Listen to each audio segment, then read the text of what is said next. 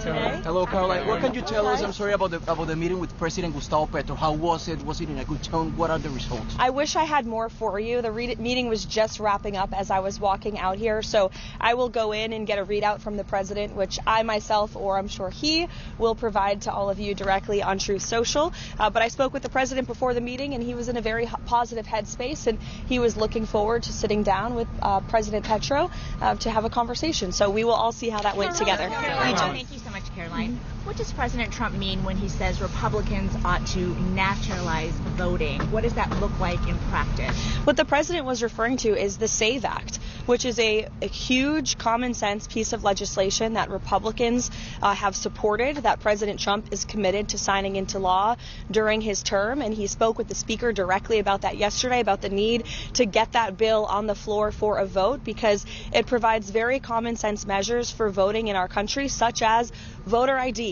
I don't think any rational person who's being honest with themselves would disagree with the idea of requiring citizens of this country to present an ID before casting a ballot in a federal election, or frankly in any election. And that's something the president wants to see happen. So that's what he was referring to. But to be clear, he does believe the state should oversee elections. The president believes in the United States Constitution. However, he believes there has obviously been a lot of fraud and irregularities that have taken place in American elections. And again, voter ID is a highly popular and common sense policy that the president wants to pursue, and he wants to pass legislation to make that happen for all states across the country. And Kelly, just to follow up on that, he said specifically that they should take over elections in 15 states. Can you tell us what he meant by that, what 15 states he's referring to in terms of Republicans taking over elections? Again, what I was just telling you is that with the passage of the SAVE Act, voter ID will be implemented across all 50 states. The president was referring to specific states in which we have seen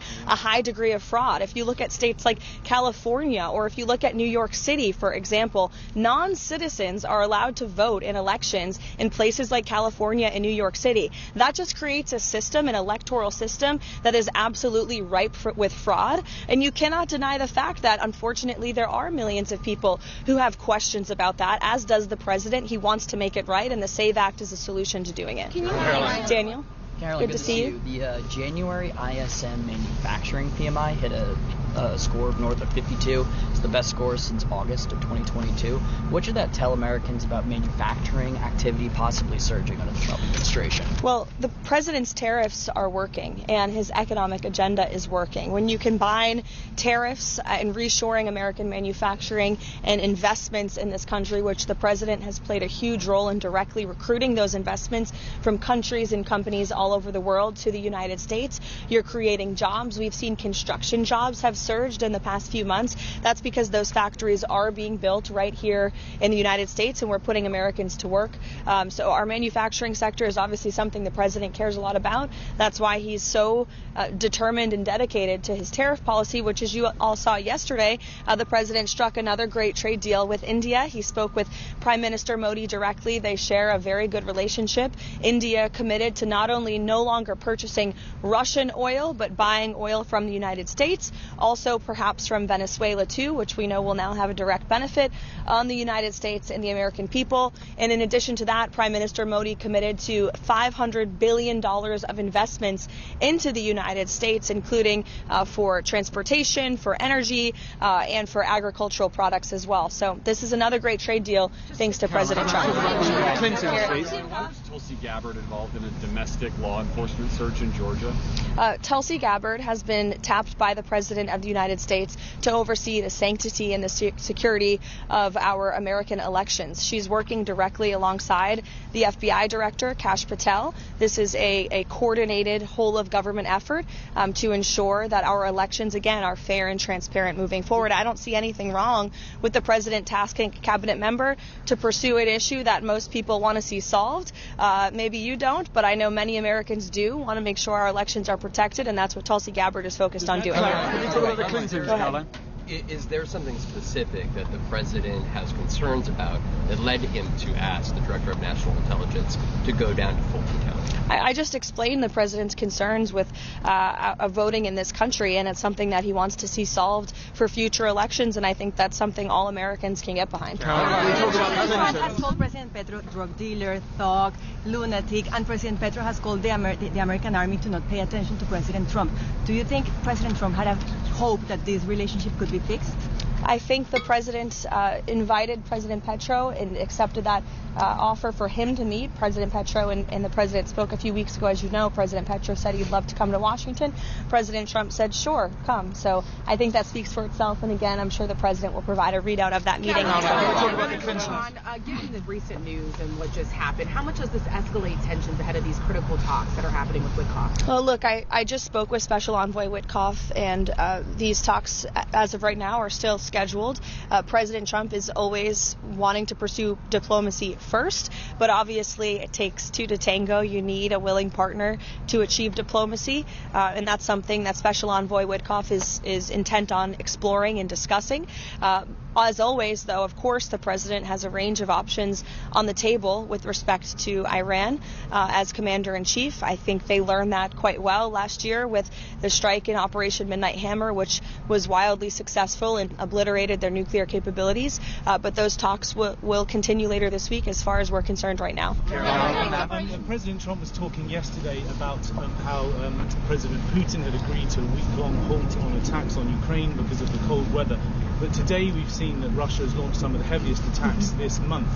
What's your reaction to that? Yeah, I spoke with the president about it this morning, and his reaction was unfortunately unsurprised. These are two countries who have been engaged in a very brutal war for several years, a war that would have never started if the president were still in office. It started because of the weakness and incompetence of the previous president, Joe Biden, and that's why the president continues so aggressively to pursue diplomacy to end this war. That's why Special Envoy Witkoff and Jared Kushner will be in Abu Dhabi tomorrow for another round of trilateral talks. I would note the trilateral talks that took place last week or the week prior are historic by nature. Never before have all three of our countries really been able to sit down at the negotiating table to move the ball forward towards peace. So Special Envoy Witkoff and Jared Kushner and President Trump made the impossible possible with respect to peace in the Middle East, and I know they're looking to do the same with respect to the Russia-Ukraine war as well. Jake. Harvard, the president said yesterday he's now seeking $1 billion from Harvard. One, how did he arrive at that number? And two, he said he wants criminal, not just civil, charges against individuals at Harvard. Does he want to see Harvard officials arrested there criminally? Look, I will let the president and also the Justice Department and those who will be pursuing that against Harvard speak on the specifics of that matter. But I know that the president wants to see a deal struck with Harvard that is appropriate and that ensures they are held responsible for the criminal behavior, the illegal behavior, the harassment and the targeting of Jewish American students on their campus that took place over the course of the last several years. This is something the administration has been working on over the course of the last year, and the president himself has been directly involved, as evidenced by that Truth Social statement as well. What does President Trump want to see happen during this 2-week negotiation period for DHS funding? Is he confident that a deal will be reached? And what specifically is he willing to accept on some of the ICE and Border Patrol reforms that Democrats are asking for? Well, look, President Trump will be the ultimate decider of any policy changes on anything, especially with respect to immigration enforcement. What I will tell you is the president is never going to waver in enforcing our nation's immigration laws and protecting the public safety of the American people, in his ardent support of ICE and Customs and Border Patrol, who unfortunately the Democrat Party has made a decision to demonize. I heard Senator Schumer referring to them as Donald Trump's Nazi secret police force, I believe, were his words. I don't recall that same language being used when President Obama was in the White House and was deporting millions of illegal aliens from our country using this very same agency and these very same agents, who, by the way, have jobs because of the laws that were passed by Congress. So as for policy discussions that will take place, Congress will have those. The president will decide on those. You saw yesterday Secretary Noem announced that DHS agents on the ground ground in Minnesota will begin using and wearing body cams. That's something DHS is looking to roll out nationwide, assuming they have the funding for it. So that could be part of the discussion. I know Tom Homan has been on the ground in Minnesota. He's there again today for direct dialogue with state and local officials to move these conversations forward as well. And I think you'll be hearing more from Mr. Homan tomorrow on some of the progress that has been made. So look, we're willing obviously to have this dialogue and to talk and to listen, but we are not going to concede in enforcing our nation's immigration laws and delivering on the mandate the president was given by nearly 80 million Americans to deport illegal alien criminals from our country. Venezuela, any preparations for a visit from Delcy Rodriguez from Venezuela, and your statements on the political prisoners situation in Venezuela? Sure. I don't have a date for a visit at this time. I know it is something that has been discussed, but no firm plans at this point. As for the release of the political prisoners, the president and this entire White House, and I think the whole country, should be very pleased to see that. It's a commitment that Ms. Rodriguez made, and she has kept, and we expect her to continue to keep it. Does the president welcome? The administration is still expecting ICE agents during the Super Bowl. And what are the comments from President Donald Trump regarding what Bad Bunny said during the Grammy Awards, ICE out? Mm-hmm. I have not spoken with ICE or the Department of Homeland Security or Secretary Noem with respect to enforcement at the Super Bowl, so I don't want to speak on a topic that I don't have knowledge on. I'm sorry, but I would defer you to them. I'm sorry? On the statements of Bad Bunny saying ICE out.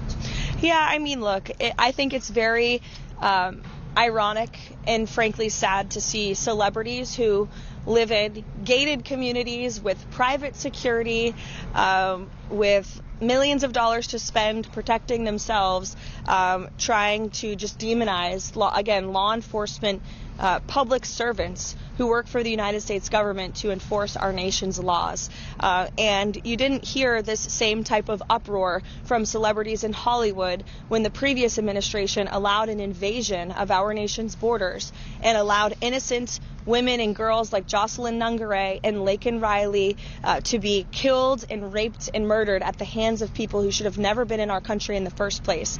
And now you have law enforcement who are simply trying to do their jobs to remove violent predators like those who took the lives of innocent Americans. There was no uproar from Hollywood and the elitist crowd at the Grammys then, but there is now, and I think that speaks to the unfortunate irony that we're seeing in Hollywood. Talk about the Clintons. I'm sorry? Go on. Sorry. Okay. President Trump approval ratings has went up in the Hispanic community since the Maduro's capture. What do you think about that? Because the legacy media said that the Hispanic community is scared about Trump policies. Yeah, I think it's a great point. But what the president obviously did with respect to Venezuela was a great thing for all Americans, but especially Venezuelan Americans who fled Maduro's illegitimate regime because of the horrors of communism. And I think it's a good lesson for all Americans to learn. Thank you, guys. Thank you, Caroline.